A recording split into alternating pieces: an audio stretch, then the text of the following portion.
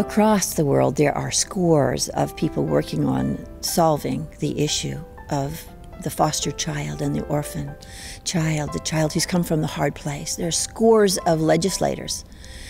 There are scores of government agencies. There are community services and community agencies. But the real healing, if it's going to happen, it's going to happen in the heart of the church. It's going to happen in the ministry of the church. I don't believe that real healing is going to happen unless the family's got an eye for what the child really is, who they really are. And that will take knowing God's heart and seeing God in the child and in myself. And individuals that are in the church are embedded in a community, a family. And so they have a family, a greater family to give to the child.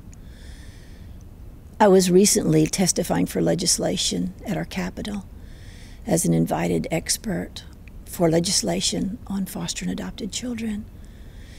And the woman who chairs, the legislator, the senator who chairs the committee said, this problem is just too big for the government.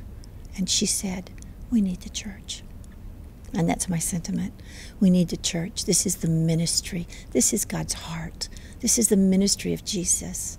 In order for the church to meet this call, number one, we're going to have to be in a time of soul searching ourselves. We're going to have to be aware ourselves. We're going to have to be able to hear God's voice and understand which part of this challenge is God calling me to?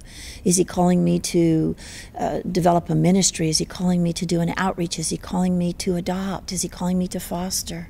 In order for the church to be effective in this ministry and to this calling, in order to be a steward of the calling of God, they're going to have to be able to be a healing culture. They're going to have to be a forgiving culture. They're going to have to be a culture who doesn't have their grandparents' faith, but it's a faith that's renewed daily. I love a passage like the dew comes down and nourishes the earth, so are God's mercies new every morning. And the church has to be in that journey. When I'm able to minister to the church, one of the calls that I want to give is we have to have a culture of adoption. And it would be a culture of healing, where it's okay to be imperfect. And it's okay for our families to not look fixed and just so. It's okay for our kids to misbehave every so often, because there's a culture of healing, and there's a culture of acceptance, and there's a culture of unconditional love, and there's a culture of seeking God's faith together, and there's a culture of having permission to wait till I know God's voice before I move into a ministry.